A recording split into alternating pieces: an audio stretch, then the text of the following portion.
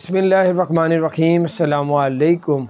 Abu Dhabi ने बड़ा ऐलान कर दिया। अबू धाबी हुकूमत ने कहा है कि अगर कोई शख्स जो है, ये बार बार इसलिए बताता हूँ, बहुत सी चीज़ों का आपको मालूम है लेकिन पता चल जाता है तो आप बड़े जुर्मानों से बच जाएंगे। 50,000 दिरहम का जुर्माना का ऐलान कर दिया है।